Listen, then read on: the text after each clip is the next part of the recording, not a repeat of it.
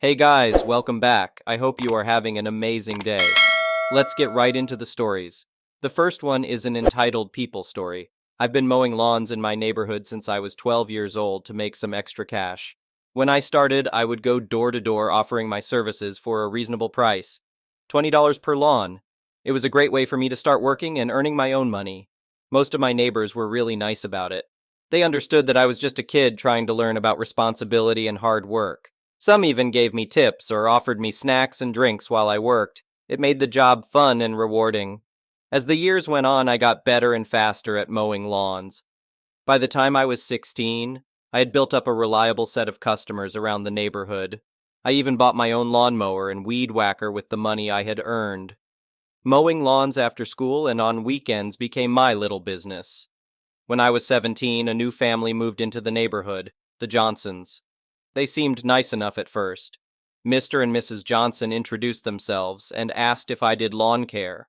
I gave them my standard rate of $20, and they were happy to hire me. The first few weeks went fine. I came every Saturday morning to mow their front and back lawns. But then Mrs. Johnson started getting demanding. She would come outside while I was working and nitpick little things. "You missed a spot over there."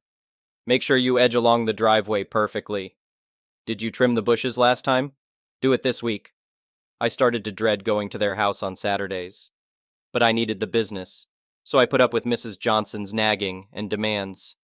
One Saturday, I came to mow their lawn and noticed the grass was extremely long. It had clearly not been mowed in 3 weeks. I figured maybe they went on vacation and just forgot to tell me. When I finished, I knocked on the door to let Mrs. Johnson know I was done. She came outside, looked around, and frowned at me. "This was a really sloppy job today," she said in an accusatory tone. "The lawn is still uneven in spots, and I noticed some weeds you missed." I was taken aback. I tried to explain that the grass had gotten too long, which made it harder to get an even cut. But she interrupted me. "No excuses. We pay you to do a job, and I expect you to do it properly." I apologized and promised I would try harder next time. I knew arguing would get me nowhere with her. The following Saturday, I made sure to come early so the grass wouldn't be too overgrown. I mowed in a careful pattern and edged the driveway and walkways meticulously. I even spot-treated a couple of dandelions. It looked immaculate, but again, Mrs. Johnson came out shaking her head, pointing out imperfections that were barely noticeable. She insisted I redo the side yard. It was already 95 degrees outside, and I had been working non-stop for 2 hours, but I redid the side yard as she demanded. I was at my wit's end dealing with her unreasonable behavior. The final straw came a couple weeks later. I knocked on their front door after finishing the lawn as usual. Mrs. Johnson opened the door, looked past me at the lawn, and said, "That doesn't look like you did a full mow. The grass still looks too long. You'll have to come back tomorrow and do it again." I couldn't believe what I was hearing. "Mrs. Johnson," I said politely, "the grass is definitely cut to the proper length. I made sure to do a thorough job today." "Don't argue with me," she snapped. "You expect to get paid for this kind of subpar work?" I stood there in shock. It finally dawned on me that she was fishing for ways to get free lawn care out of me. "Mrs. Johnson," I said firmly, "the lawn looks perfect. I will not be coming back tomorrow to remow it. If you'd like to find another lawn service provider, feel free, but my rate is $20 per mow as we agreed." Her face contorted in anger. "How rude! Don't you want to keep me as a customer? All I'm asking for is a little extra care for my lawn." I shook my head. "I've already put in extra care. I won't be taken advantage of anymore." I turned and walked to my mower to pack up my things. Mrs. Johnson stormed off shouting, "You haven't heard the last of me." I finished the rest of my mowing jobs for the day, happy to be done with the Johnson house. The next afternoon, I was working in my garage when 2 police cars pulled up outside. 2 officers approached me. "Are you Jake?" one asked. I said yes. "We need you to come to the station with us for questioning about an assault complaint we received." "Assault?" I said in shock. There must be some mistake, but they insisted I had to come to the station. Completely confused, I rode to the station with them. Why would anyone accuse me of assault? I didn't get into fights or even play rough sports. At the station, they led me to an interrogation room. I sat nervously, wondering what was happening. A few minutes later, a detective came in and sat across from me. "We got a call this morning from a Mrs. Anna Johnson at 555 Oak Street. She claimed that after you mowed her lawn yesterday, you got confrontational with her about payment. She alleges that you shoved her and punched a wall in anger before getting in your truck and speeding off. My jaw dropped. I instantly realized this was the work of that deranged Mrs. Johnson. That is absolutely false, I said angrily. I would never assault anyone. She got mad at me yesterday for refusing to remow her lawn for free. I told her I wouldn't be taken advantage of anymore and left. That's all that happened. The detective studied me for a moment. Can anyone corroborate that you were elsewhere at the time she claimed the assault occurred? I was working in my garage all afternoon. Ask my mom and dad. And why would I have mowed her lawn again if I was already mad at her for trying to get it for free? The detective nodded. I see. We'll need to get a full statement from you, but the details don't seem to line up with Mrs. Johnson's report. After I gave my official statement, my parents came to the station as character witnesses. They were furious that I had been dragged there under false pretenses. The detective apologized for the misunderstanding and said they would investigate Mrs. Johnson for filing a false report. With the lack of evidence and my solid alibi, it was clear I was telling the truth. A few days later, I got a notice in the mail that Mrs. Johnson and her family had abruptly moved out of the neighborhood. I can only assume she was scared of facing charges for her blatantly false accusations. I eventually saved up enough money to start my own landscaping company. If there's one thing I learned from this crazy experience, it's to be wary of entitled, manipulative people, and to trust my instincts when a customer seems dishonest. I hope Mrs. Johnson eventually got her just desserts. But I'm just glad I got out of that situation without it ruining my reputation or getting a criminal record. I can look back now and laugh about the lengths she was willing to go just to get out of paying $20 for lawn care. Some people are just unbelievable. The next one is a pro-revenge story. So, this weekend I was supposed to pick up my mom from my grandparents' place since my dad was out of town, and the place is 100 kilometers away from our city. Mom has a driver's license but does not drive. Since I don't trust my car to leave the city with it, I proceed to take my dad's car, that he left at home, to go pick up Mom. Since I would not be using my own car for the duration, I decide to give it to my girlfriend to go shopping and such while I am gone.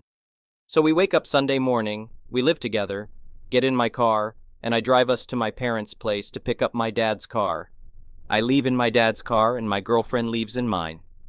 I don't even make it out of the city, and I get a call from her asking if I could come back since she had been in an accident. I head back since the site of the accident was at the very end of the street we lived on. Once I get there, I find out that once she reached the end of the street, she made a right turn and hit the first two cars parked on the right. Honestly, I didn't know how to contain my laughter. I mean, hitting a parked car. No, two parked cars. That takes skill. So I proceed to talk with the owners of the cars and offer to pay for everything since my girlfriend was at fault. I had no problem going to the police, except for the 3-6 hour waiting time every time you go to the accidents department, but offered to fill out an amicable form. This is something we have in my country, where if you have an accident, both sides just fill out the form and be on their way without contacting the police. I live in the capital city, and we get lots of accidents on a daily basis. Since it was Sunday, and all the insurance places were closed, I could not acquire such a form, so I proceeded to let them photograph my insurance, exchanged phone numbers, and assured them that we were neighbors, and that tomorrow, Monday, I would contact them with the form to fill it out. All is fine, and I leave for my grandparents' place. On the way there, I contact a friend that works for insurance, and he emails me a form along with a reference for a service station that would have their cars repaired in a day. I proceed to call the guys and tell them that I will be back in a couple of hours with the form and we will get everything settled today. To this, one of the guys says, in his position, he is entitled to go to the police, so he will be waiting for us there should we decide to come. This is where I pulled a 180. So I was trying to be a decent human being and repair the damage my girlfriend caused, and this guy wanted to waste 3-6 hours of my Sunday because he felt entitled. Fine. At this point, it may be useful to mention that I have studied law to a master's degree, I have the degree, and have been working at law firms for over 5 years, so I pretty much know the laws better than the cops. Karma starts to kick in. I call the guys on the way back from my grandparents and ask them to grab a copy of the form that needs to be filled out for me as well. These forms have a number order on them, and first come, first serve. They tell me they cannot since there is only one per person. This is nonsense. I know this for a fact. When you ask for such a form, the cops even ask if the other party is here to give one for them too. Regardless, I get there after they had been waiting for about 2-3 hours and request a form. They had numbers 56 and 57, and I had 89. Mind you, each case takes about 20-30 minutes, lazy individuals. So when their numbers come up, I was just getting my form, and as they enter the office, I also enter and ask the cop, I am also a part of this incident as it was a three-way accident.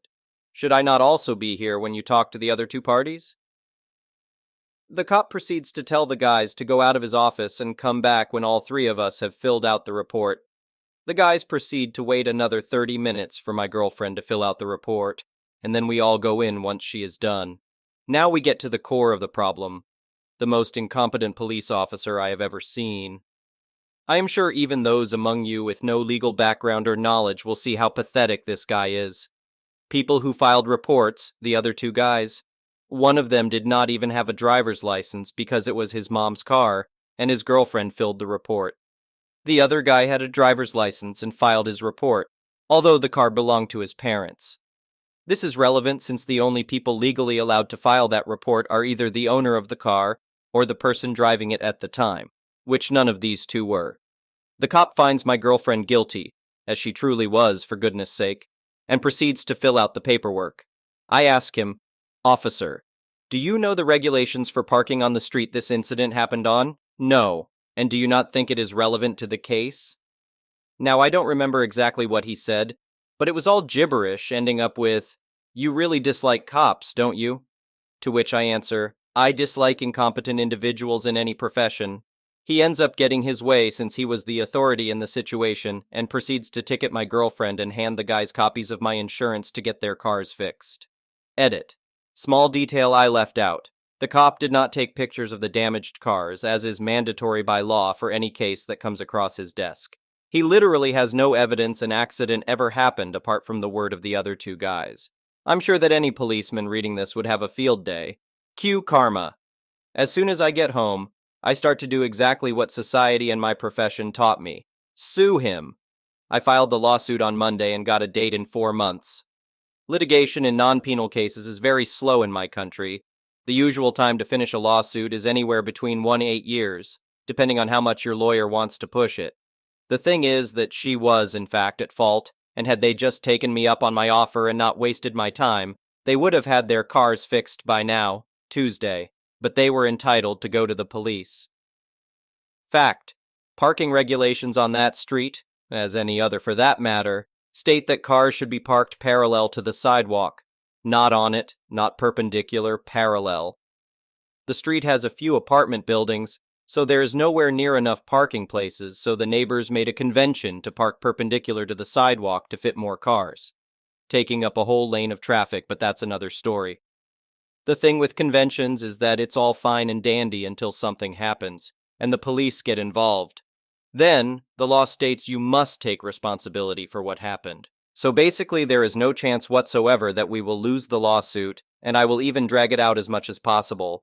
I'm thinking I could get it up to 4-5 years, no problems.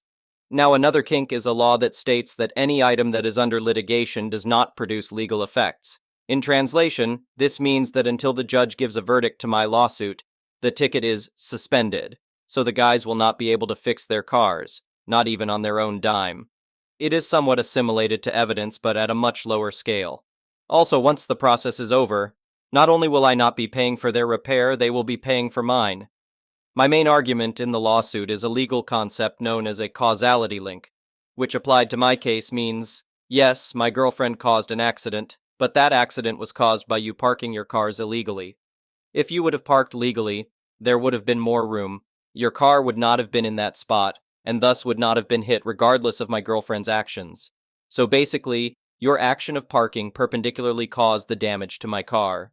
Don't know if it's pro, but surely is revenge enacted over years. The next one is a petty revenge story. I am a grocery store cashier for a very small chain in southeastern Michigan. For 6 hours a day, 4 days a week, I ring order after order of groceries. Believe me, it gets monotonous. About a week or two ago, it was a super busy day. I had been going non-stop for 2 hours with no time between customers. That's when, during the short 5-minute lull that miraculously arrived, Karen came along. I went through my usual spiel, "Hi, how are you, paper or plastic, etc.," and started ringing her groceries.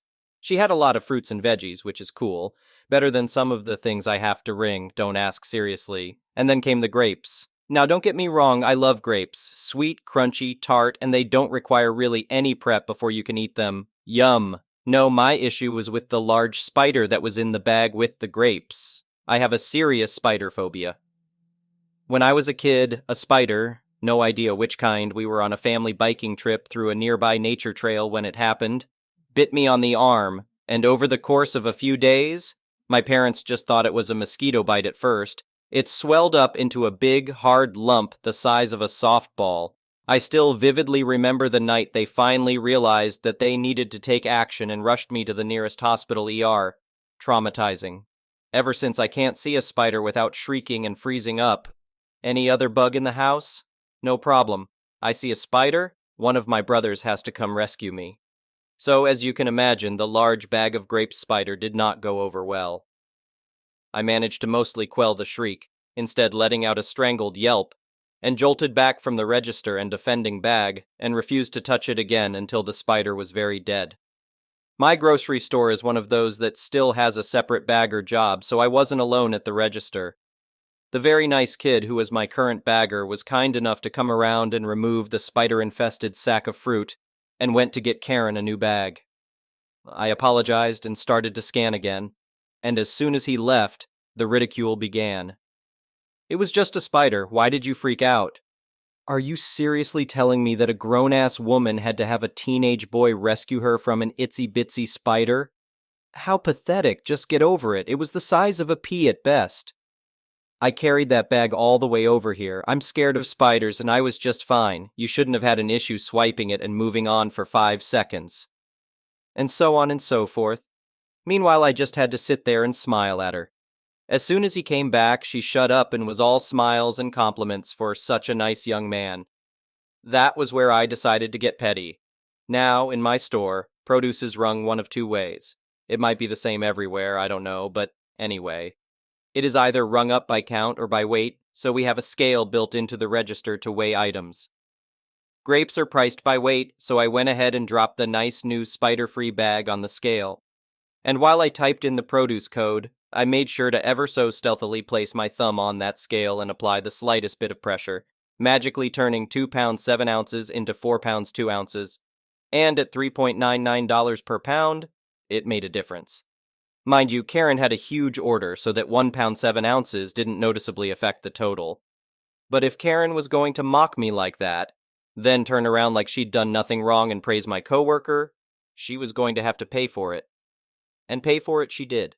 The next one is a malicious compliance story.